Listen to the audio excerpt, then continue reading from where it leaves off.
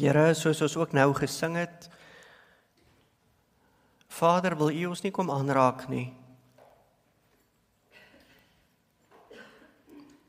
Here, ons sê tog te maklik, kom maak ons nou stil, Heer, terwyl dit soos 'n perd aan ons hart skop, terwyl ons gedagtes hardloop.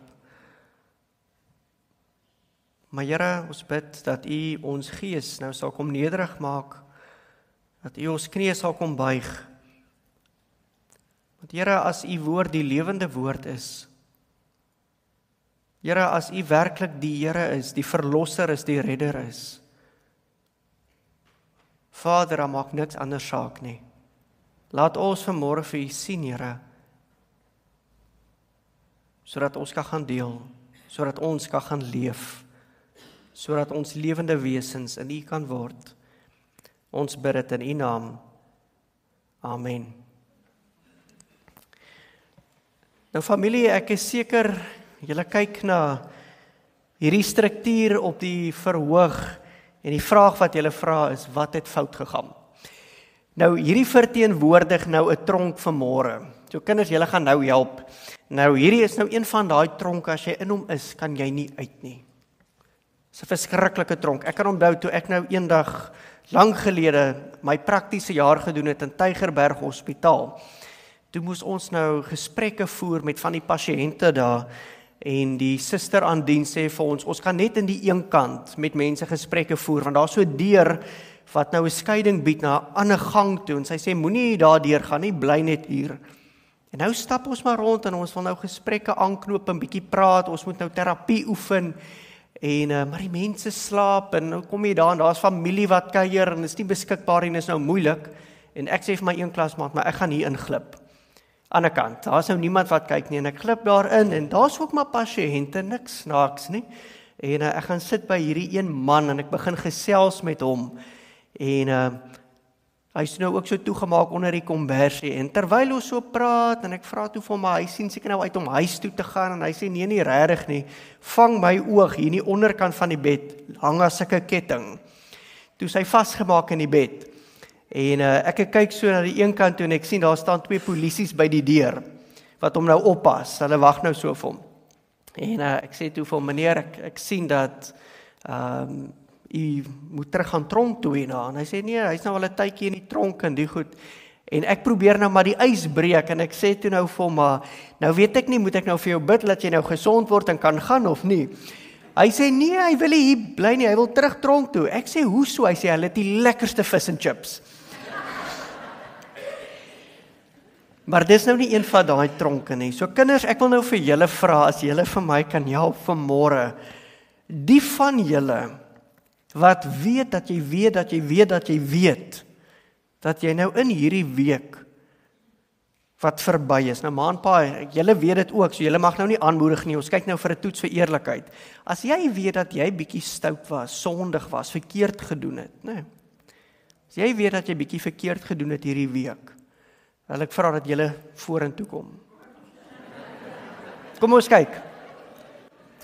Gemeente, kom ons help net gou vir hulle, want ek gaan vra mammas en pappas, as julle weet, julle het ook bietjie verkeerd gedoen, wys maar ook die hand, né? Goed. As jy weet, jy het dalk 'n foutjie gemaak, 'n bietjie sondig gedoen, kom vorentoe. Daar's hy. In die tronk in, kom, in die tronk. Kom maar, al die kinders, as jy weet, kom maar in die tronk in.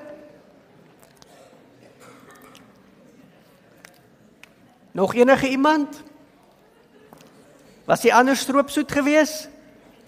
Kom, skuif maar in.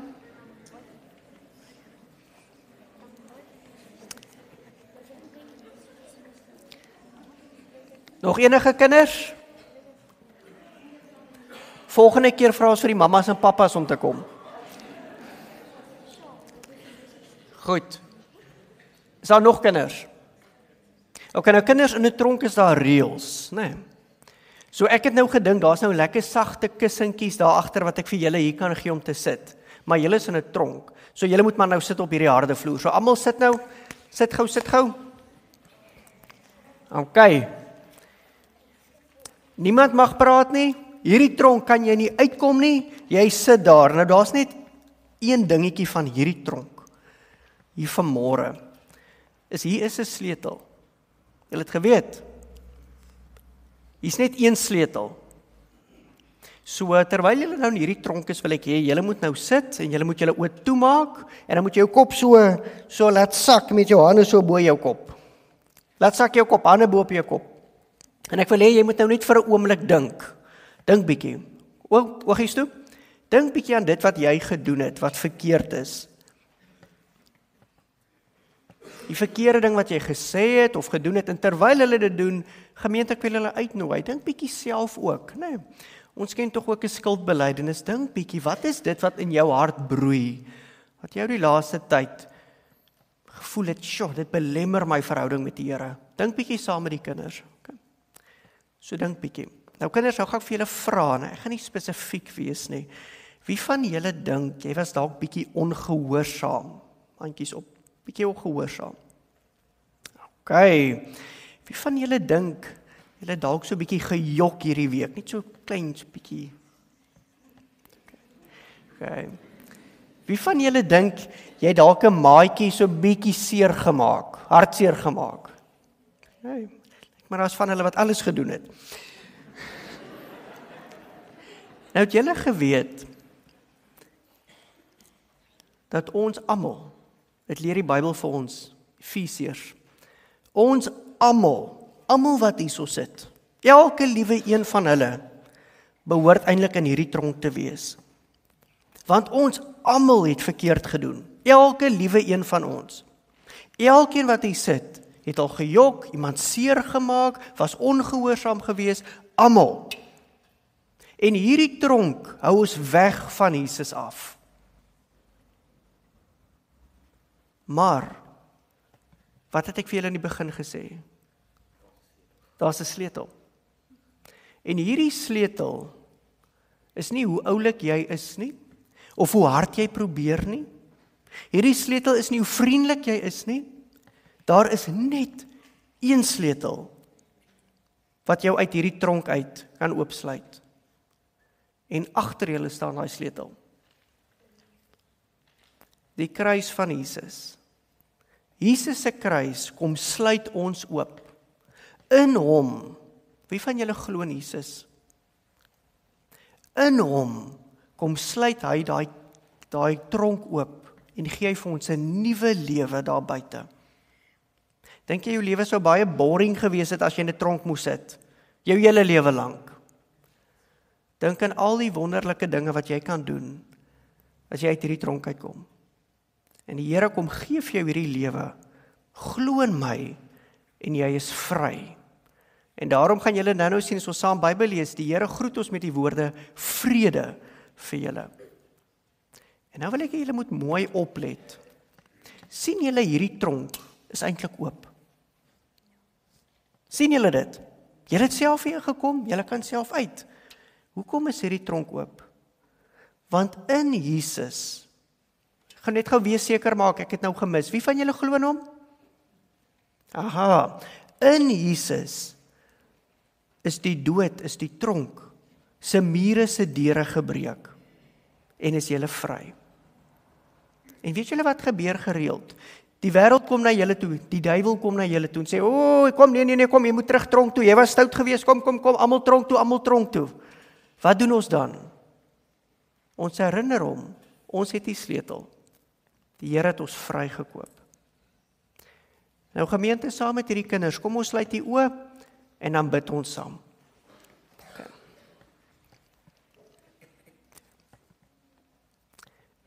Here, baie kere dan sê die wêreld vir ons en die duiwel vir ons is nog vasgevang, ons is vuil, ons is sleg, ons is slawe. Maar Here, U het ons vrygekoop uit hierdie tronk uit. U het die kake van die dood kom breek. Here, U het ons nuut kom maak. En daarom vra ek, Here, dat U hierdie oortuiging altyd in ons harte sal laat leef deur die Heilige Gees. Wees by hierdie kinders, Here, in hierdie gemeente is ons bitter lief vir ons kinders. Want ons weet U gebruik hulle, U stuur hulle, U bou hulle op tot 'n volgende generasie van gelowiges wat ook hulle liggie moet laat brand. Seën hulle in U naam. Amen. Baie dankie julle. Julle kan maar gaan sit. Dankie. Sop vir die kop. Oeps. Jy alright? Daar's hy.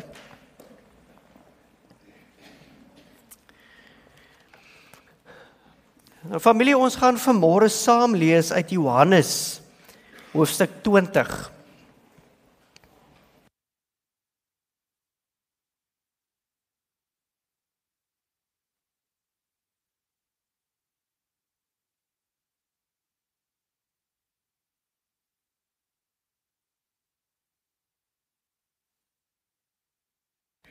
Ons gaan vanmôre saam lees uit Johannes hoofstuk 20 en daar's nog 2 kinders van wie ek graag hulp wil vra. Maar ek gaan vir jou roep as die tyd reg is. Nou, miskien kan die mammas en pappas my help. Ek soek 2 manne, maar dit moet manne wees wat wurms het, wat baie eet. So ek net gou, wie kan my help? Net 2 manne wat gou vir my moet kom help eet. Net gou hande op. Is dit 'n man? Daar's 'n mannetjie. OK, baie dankie. Ek gaan vir jou roep as die tyd reg is. En nog een? Is hier nog 'n man wat gou kan kom help eet? Enigiemand? Is jy in? Dankie. OK, ons het 2 manne. Wonderlik.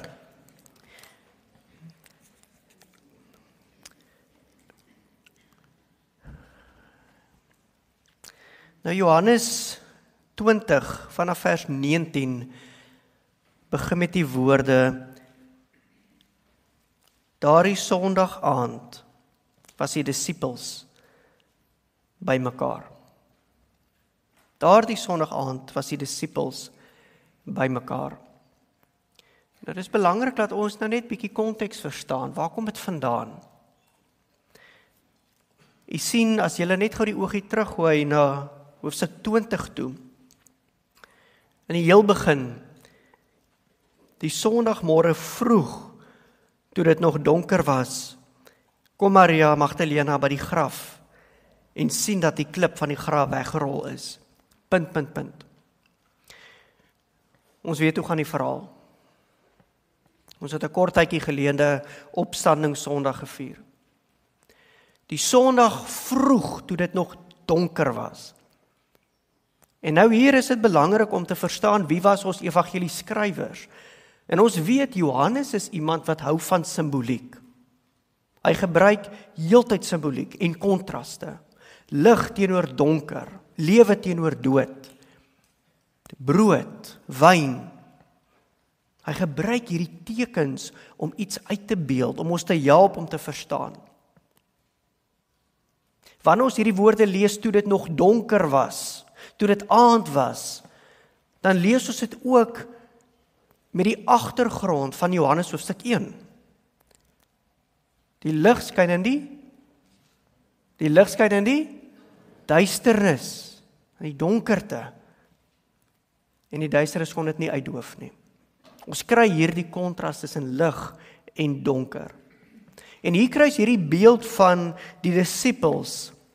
Nadat Jesus opgestaan het, hulle hoor hierdie vrouens praat van dinge wat hulle gesien het en beleef het. Hulle weet nou nie wat hier aangaan nie. Glo dit nie werklik nie. Maar daardie Sondag aand was die disippels bymekaar. En die idee wat ons kry is, die disippels is hier bymekaar, want hulle is bang. Ons gaan nou ook raak lees. Sou jy nie bang gewees het nie? Hulle leier is vermoor, gevange geneem, gemartel. En as hulle dit met Jesus kon doen, met ons leier, die een wat wondertekens doen, hoeveel te meer nie met my en met jou nie. Maar meer as dit, wat beteken dit nou? Ons het ons hele lewe gegee om hierdie Jesus te volg. En nou? Het is eintlik interessant dat hulle by mekaar is. Ons sou dit kon verstaan as hulle uit mekaar uit gespat het. Julle church, elke ou vir homself nou. Petrus gaan die kant toe, Johannes gaan ander kant toe. Sterkte julle, ons sal mekaar weer sien. Maar vir nou moet ons maar self sorg. Onsekerhede. Maar daardie Sondag aand was die disippels bymekaar, alhoewel die deure gesluit was, omdat hulle bang was vir die Jode, het Jesus gekom en tussen hulle gaan staan en vir hulle gesê, vrede vir julle. Ons sien hierdie simboliese tronk, van vrees en kruip weg. Die Jode dit met Jesus gedoen, hulle kan dit met ons ook doen. Maar dan sien ons ook hierdie interne tronk. Ek het nie meer betekenis in my lewe nie. Ek het my vissersbootjie agtergelaat en Jesus gevolg. Dit wat ek geken het, het ek gelos en nou is ek vasgevang. En dan kry ons ook hierdie idee van 'n letterlike tronk. Ons sluit al die deure, maak die vensters toe julle. Hierdie Jode, hulle wat geskree het, kruisig hom. Die Joodse raad, daai fariseërs. Hulle het tog geweet Jesus was nie alleen nie. Hulle het ons mos by hom gesien. Hoe lank gaan dit wees voordat hulle nie in ons deure begin ruk? Miskien saam met 'n paar Romeinse soldate en sê hierdie manne, hierdie ouens, kom ons vang hulle ook. Sluit toe, kruip weg. Ons hou mekaar vas, ons is bang. En in hulle midde, verskyn Jesus. Hy kom daaraan. Hy gaan staan tussen hulle, nie daar in 'n hoekie nie, tussen hulle. Sien my raak, hier is ek. En hy sê vir hulle, vrede vir julle. Nou ooms en tannies, of laat ek eerder maar nou hier sê, manne, ons kan maar nou sê wat ons wil, maar ek dink ons almal sou ons boeglam geskrik het. Jesus is 3 dae gelede aan 'n kruis, vasgespijker, gesterf. Hy is begrawe.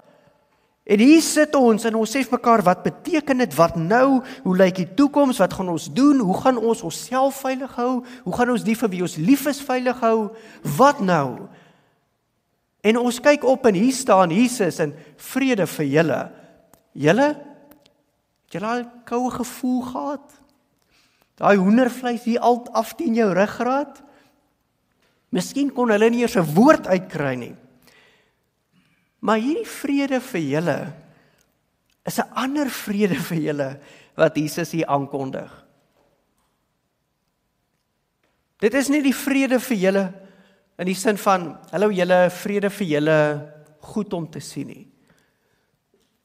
As ons die teks smaaklik en sappig lees, dan lees ons dit so, wow, moenie skrik nie, vrede vir julle, dis ek, hier is ek, moenie bang wees nie, ontspan, Petrus, sit, dis ek is nie 'n spook nie, ek is nie 'n gees nie. Ons gaan nou 'n gedeelte uit Lukas uitlees, wat dit vir ons so mooi kom inkleer, die ouens wat slim is en die kommentare skryf, dat die ou wat Johannes se evangelie geskryf het, hy was miskien nog so bietjie braaf, hy wou nie gehad dat die mense moet weet, hy het geskrik nie, maar hulle almal het geskrik, hulle was bang. Vers 20, nadat hy dit gesê het, wys hy vir hulle sy hande en sy sy vir hulle. Die disippels was baie bly, toe hulle die Here sien. Wow, moenie skrik nie, dis ek. Kyk my hande. Dis nie iemand anders nie, ek het nie 'n masker aan nie, ek is nie 'n spook nie. Kyk my sy, dis werklik ek. Kom ons lees Johannes se weergawe, Lukas se weergawe, Lukas 24, vanaf vers 36. Dis net een evangelie terug.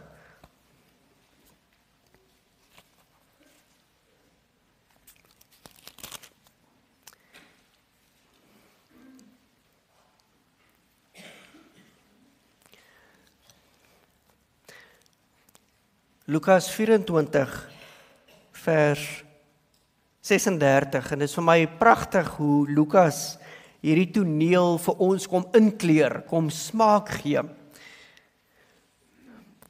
Terwyl hulle nog oor hierdie dinge praat, staan Jesus self met eens daar tussen hulle en sê vir hulle, vrede vir julle.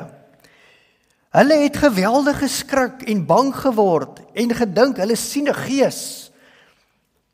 Hy sê toe vir hulle, waarom is julle so verskrik? En waarom kom daar twyfel in julle harte? Voordat ons aanlees, gou daai 2 manne, kom gou vorentoe, asseblief.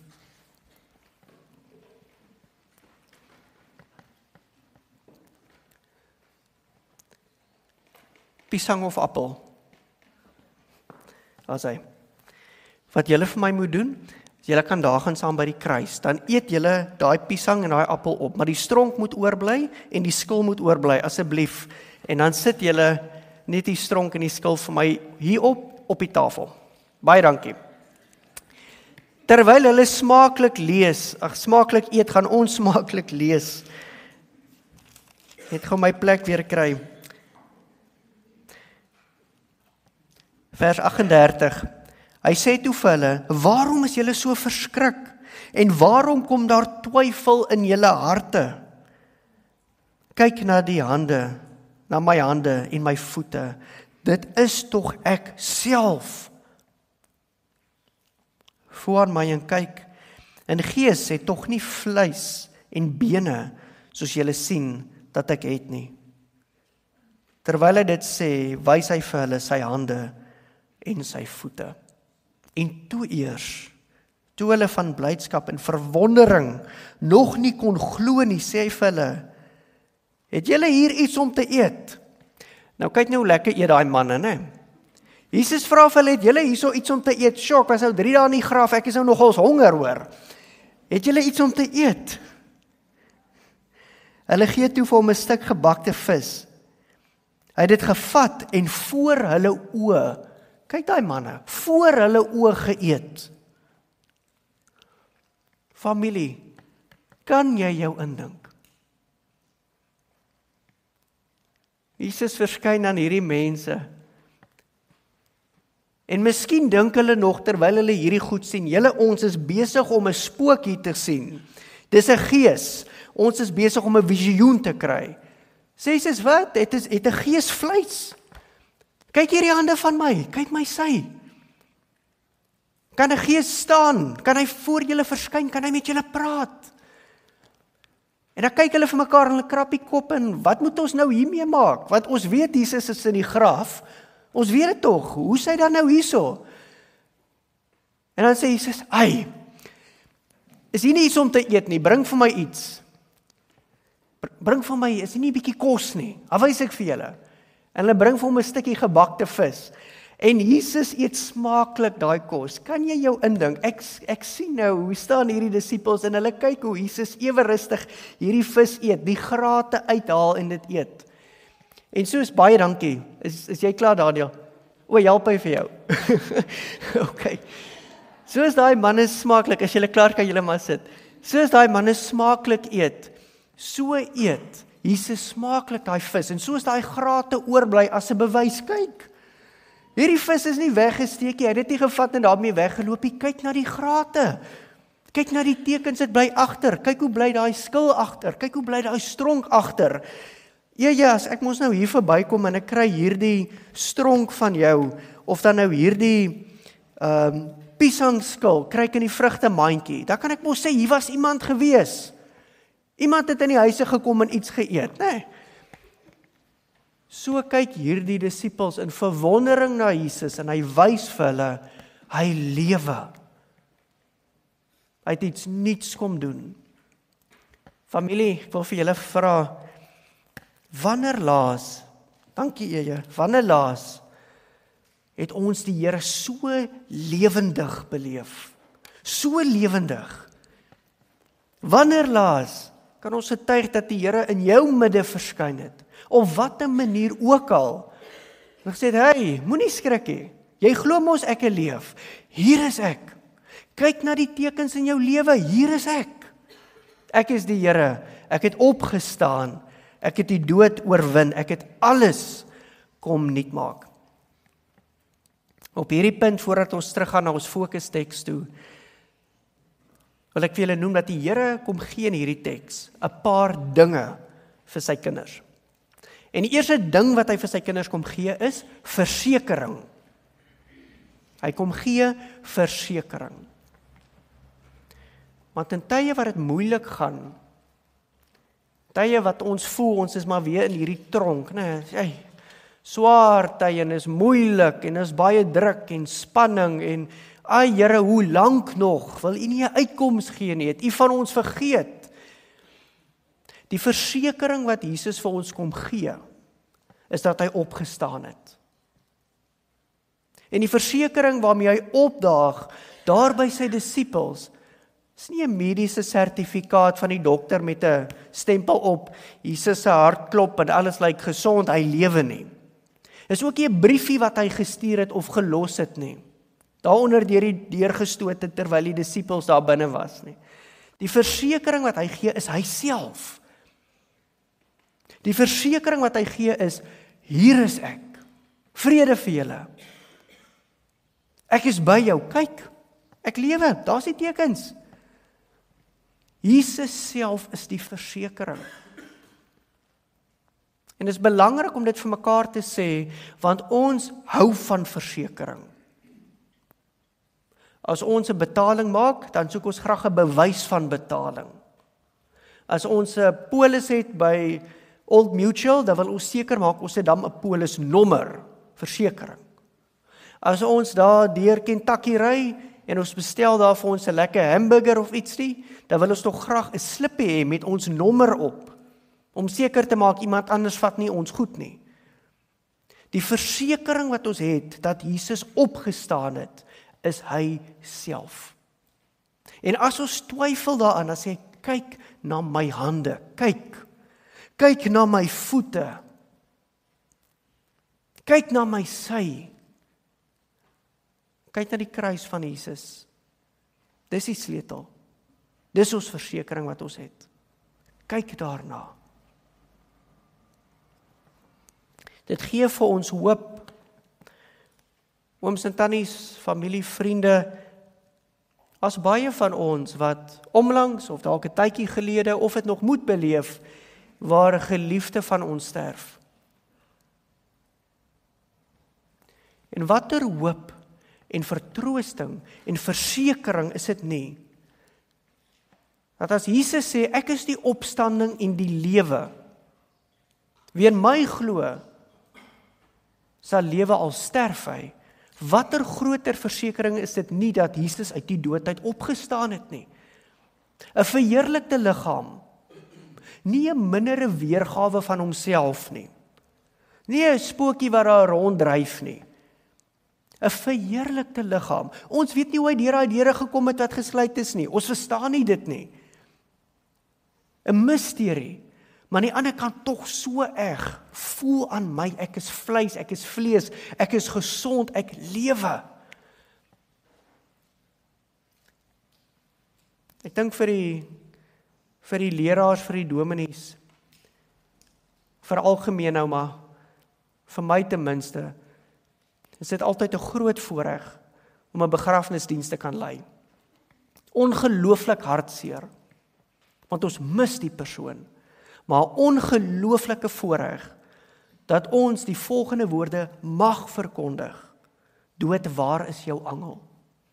Soos 'n skerpioen. Hy maak vir jou bang, maar as sy angel afgebreek is, wat gaan hy doen? Dood, waar is jou angel? Tronk, waar is jou deure? Boosheid, waar is jou kake? Ons Here het opgestaan. Hy self is die versekering van hoop, van lewe, van 'n verwagting, dat ons saam as gelowiges eendag weer aan die tafel mag sit. Ons Vader as hoof van die huisgesin. Dis die eerste een wat die Here vir ons gee, hierdie versekering. Ons lees verder, vers 22. Nadat hy dit gesê het, blaas hy oor hulle en sê, ekskuus julle, ek het nou een verbygespring, vers 21, vrede vir julle, sê hy weer vir hulle. Vrede vir hulle, sê hy weer vir hulle. En hierdie tweede keer as hy sê vrede vir hulle, dis nadat hulle besef het, dit is Jesus, dis werklik hy. Nadat hulle geskok was, dat hy verskyn het, is hierdie vrede vir julle nie, raak net gou rustig. Hierso sê ek, moenie bang wees nie, vrede. Nee. Hierdie keer is dit 'n vrede op grond van die kruis en die opstanding. Toe dit insink by hierdie disippels, maar dis die Jesus, dis dan ons Here wat gekruisig is en wat gesterf het. Dis dan ons Here wat begrawe is. En dit is dan ons Here wat nou hier staan, wat opgestaan het, op grond daarvan. Sê Jesus vir hulle, vrede vir julle. Want nou is daar nie meer skeiding tussen God en hierdie sondaars nie. Hulle is van sondaars tot kinders in Christus gemaak. En daarom as ons by mekaar kom, dikwels gebruik ons nie hierdie woorde altyd nie, want ons wil nie dit moet die krag verloor nie, dit moet nie afgewater word nie. Maar daarom as ons by mekaar kom as 'n geloofsfamilie, dan groet ons mekaar, genade en vrede vir julle. Ons begin nie die diens om te sê, julle wat sondig is, kom, almal hier in, ons gaan nou pak gee nie, dis verby. Die deure van hierdie tronk in Christus is afgebreek, vrede vir julle. Ooms en tannies, kinders, jong mense, dink vir 'n oomblik daaraan, wat beteken dit vir jou ten diepste, dat die God van heelal, die God wat die volmaakte regter is, die God wat moet oordeel en geoordeel het, maar sy eie seun in jou plek, nou vir jou kom sê, daar is nou vrede tussen my en jou. Dat ons Here Jesus Christus nie hier kom opdaag in ons gemeente en sê, goed, nou sort ons julle uit nie, maar vrede vir julle. Ongelooflik. Ongelooflik. Die vrede van Jesus is wonderbaar. Ons ken tog daai liedjie so diep in ons harte, né?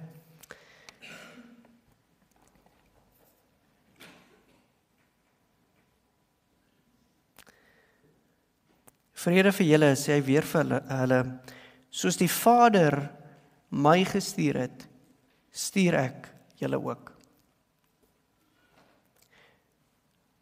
Die Here Jesus kom gee vir hulle versekering dat hy opgestaan het, dat hulle nie meer twyfel nie. Die Here kom gee vir hulle vrede in hom, deur sy kruis, deur sy opstanding. En in die derde plek kom gee Jesus vir hulle opdrag. Nou ek wil graag hierdie beeld aan alle sensitiwiteit gebruik. Maar dit is nog natuurlik en 'n mens kry dit dat as iemand se geliefde sterf, dan trek ons so terug van daai pyn. Ek wil amper sê ons skril so in mekaar in. Ons wil eintlik hier in 'n tronk intrek, nee, ons sluit die deure, ons is hier in ons binneste, ons wil nie uit nie, ons wil nie deelneem nie, ons wil nie tussen mense kom nie. Mag ek dit waag om te sê, soms wil ons nie eers meer leef nie, dit is seer, ons het pyn. En dan is dit altyd 'n wonderlike ding wat gebeur, met ondersteuning, met geduld. Dat as hierdie persoon wat soveel pyn beleef, gelei word om by hierdie punt te kom om te sê dat, maar weet jy, my man of my vrou sou graag wou gehad het, dat ek by 'n Bybelstudiegroep moes aansluit.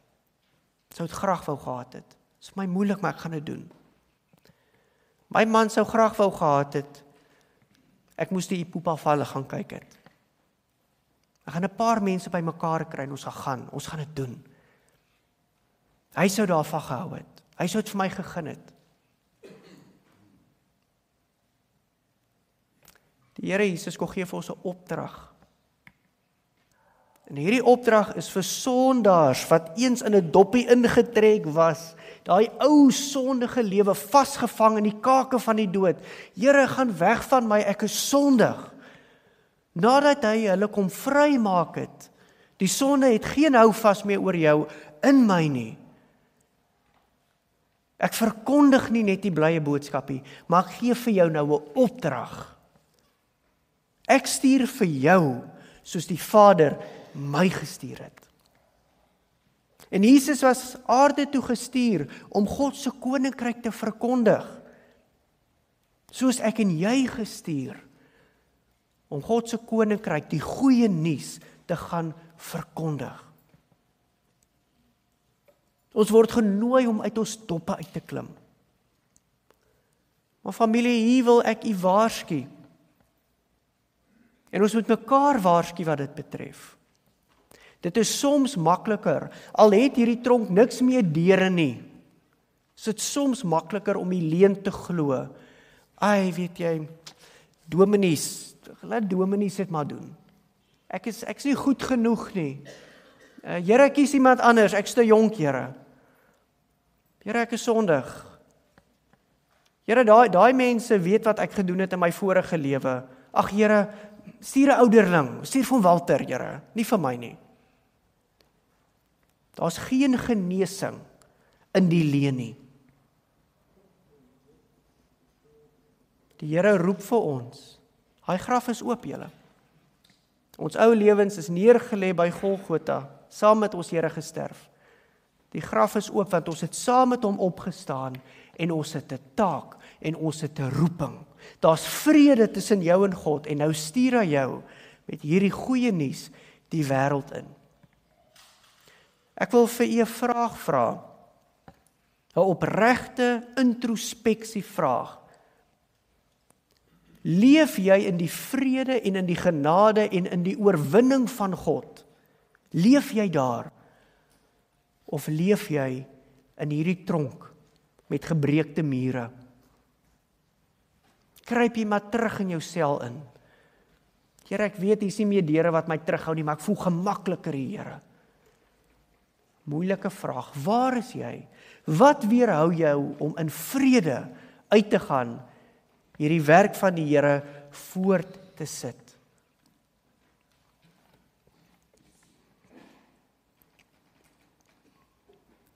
Nadat hy dit gesê het, is vers 22, blaas hy oor hulle en sê, ontvang die Heilige Gees.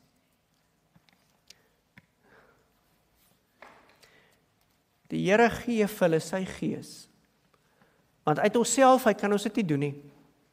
Die Here weet uit onsself uit. Ons het hierdie slagoffer mentaliteit. Uit onsself uit, ons heeltyd net terug in hierdie tronkie wil klim. Ag Here, ek is nie waardig nie. Ag Here, ek is nie goed genoeg nie. Ai Here, hy gee vir ons sy Gees. En op hierdie punt wil ek hê ons moet onthou. Onthou bietjie, blaai bietjie terug na Genesis, waar God die mens skep. God skep die mens uit stof van die aarde, klei, grond, maak hy die mens. Waarskynlik pragtige kuns, né? Maar die mens lewe nie. Dit is nog nie 'n lewende wese nie. En dan blaas hy sy lewensasem, sy gees, sy ruach in hierdie wese in. En dit word lewendig. Die Here roep ons nie net uit die tronk uit en sê vrede vir julle nie, maar hy gee vir ons sy Heilige Gees. Hy maak ons nuut. Ons was, hoor wat sê Efesiërs familie, ons was nie in 'n koma weens ons sonde nie. Ons was nie bitter siek weens ons sonde nie. Julle was dood as gevolg van julle sondes. Julle was dood, ons almal was dood. En daarom, nadat Jesus hierdie oorwinning behaal het, gee hy vir ons sy Gees wat ons nuut maak, lewend maak. 'n nuwe lewe in hom en deur hom. En waar kom hierdie Gees vandaan? Is dit 'n afgewaterde weergawe? Goed, nou wat gaan ons nou in hierdie mens insit? Is hier nie 'n spook of 'n ding wat ons kan gee nie? Nee, dit is sy Gees self. Die Heilige Gees wat in ons woon. En daarom leer die woord vir ons, dat dieselfde Gees wat vir Jesus uit die doodheid opgewek het, is ook dieselfde Gees wat in ons woon. Dieselfde Gees. Ons is volkome nuut in hom gemaak. 'n Nuwe lewe. Ooms en tannies, leef ons die nuwe lewe. Leef ons dit werklik. So die ander dag het ons so saam gesels en 'n beeld wat ons gebruik het. As jy nou langs die see ry en daar het nou 'n lekker groot 4x4 voor jou gery, 'n lekker FJ Cruiser of ietsie soos dit, en het lekker spore getrap daar in die sand. Jy kan maklik om daai spore ry. Maar die oomblik as jy in daai spore inval, dan kan jy maar die stuurwiel los. Baie kere gaan jou karretjie maar net saam daai pad. Dis die ou sondige lewe. As ons nie gedurig besig is om onsself te weerstaan nie. Nee Gerard, jy kan nie op hierdie impuls reageer nie. Dit is nie in lyn met die nuwe lewe nie. Dan val ek terug in die ou spore wat uitgetrap is van my ou sondige lewe. En waarheen lei daai spore? Na die dood. Die Here het ons nuut kom maak om buite die spore te beweeg, om hom te volg, 'n nuwe storie te skryf waarvan hy die outeur is. Ooms en tannies, ek vra dit nou baie vanmôre, maar dit help nie ons hoor en ons reageer nie op wat die Gees vanmôre besig is om in ons harte te doen nie. Waar is jy? Is jy in die ou spore van jou ou lewe met die ou dinge besig? En jy flous jouself? Of is jy aktief besig om jouself te weerstaan, want jy wil niks meer met hierdie ou lewe te doen hê nie. Jy het nou 'n nuwe lewe in Christus. Ons gaan nie vanmôre daarby uitkom nie.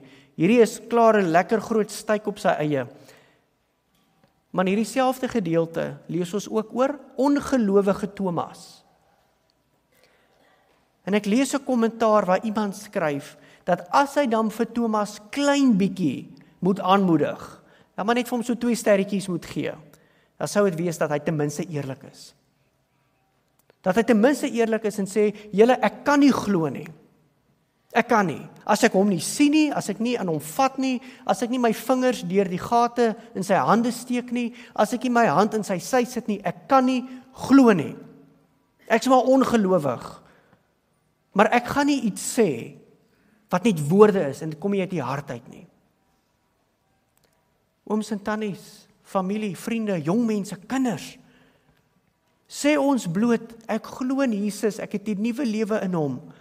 Sê ons dit, is dit meer as net klanke wat ons tonge maak? Of is dit hier in die hart? Kom toets my, kom volg my, kom kyk. Ek stap 'n nuwe pad nou, agter my rabbi, agter my leermeester aan. Waar is jy? Die einste vraag wat ons Here God vra vir die mens, nadat hy afgedwaal het in die tuin, waar is jy? Dan die laaste gedeelte, vers 23. En dis 'n gedeelte wat dikwels verkeerd verstaan word. As julle vir mense hulle sondes vergewe, word dit hulle deur God vergewe. As julle dit nie vergewe nie, word dit nie deur God vergewe nie. Dis 'n moeilike gedeelte en die vertaling daarvan is ook moeilik.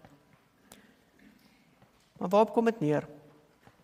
Dit kom neer op 'n enorme voorreg en 'n enorme verantwoordelikheid. Wie van ons het die autoriteit om sondes te vergewe? Dis mos die Here self, sê ons. God vergewe sondes. God weet wat in jou hart aangaan, nie ek of jy nie. Hierdie teks sê vir ons dat ons die enorme voorreg het om met autoriteit wat Christus vir ons ken, te kan verkondig, dat sondes vergewe is in hom.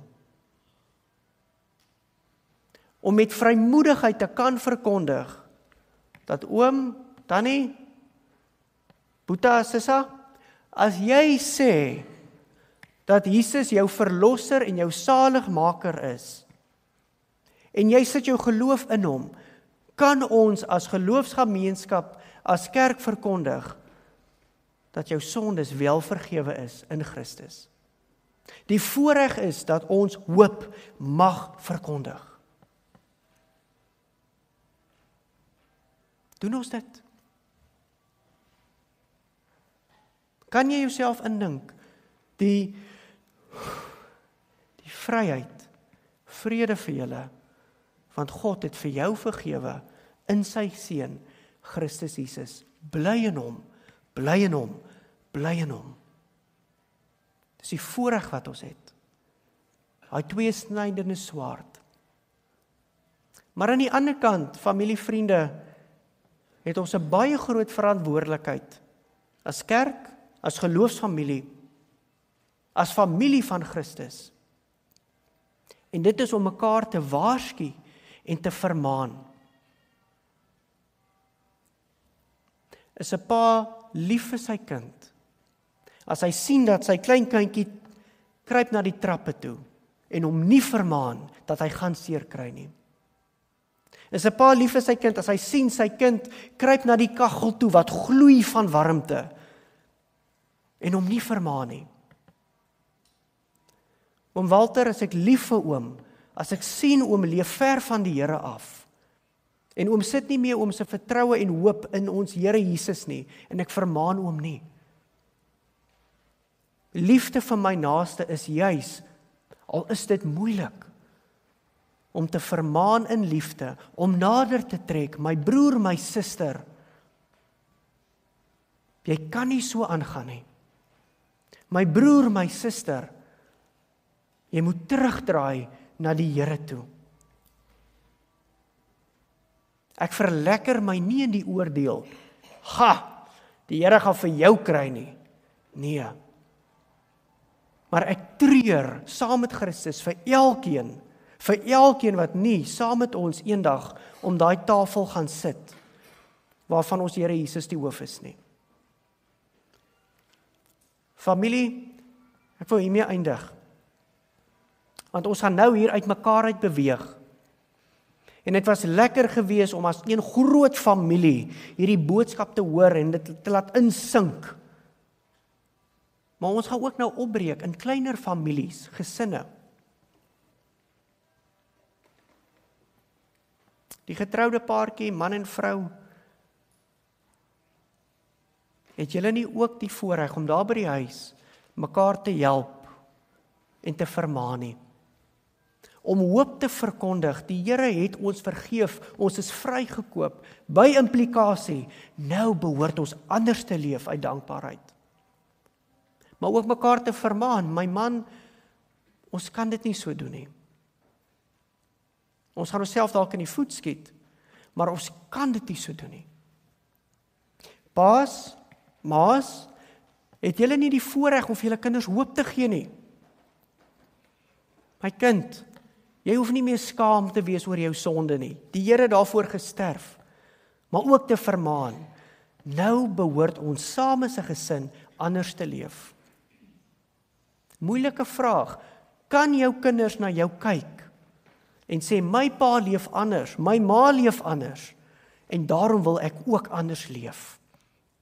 Oupas, oumas, julle het ook daai voorreg.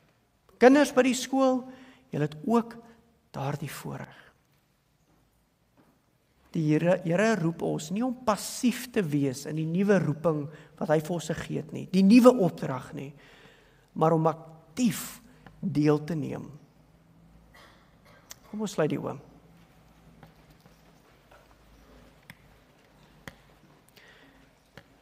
Terwyl ons oë gesluit is, familie, dit is nie per toeval dat ek en Kenneth ons onderskeie preekbeurte julle aanmoedig en die geleentheid neem dat ons saam as 'n familie bid, soos die Here dit op jou hart druk, dat jy sal bid. Dis nie per toeval nie. Ons is daarvan oortuig dat 'n familie moet leer om vir mekaar te bid. Ons is daarvan oortuig dat kinders moet sien hoe hulle pa bid. Dat kinders moet sien hoe oupa en ouma bid vir die geloofsfamilie. Ek wil vir julle vra, soos die Here dit op jou hart druk, enige een is welkom, om dan ook te bid vir hierdie familie. Kom ons bid.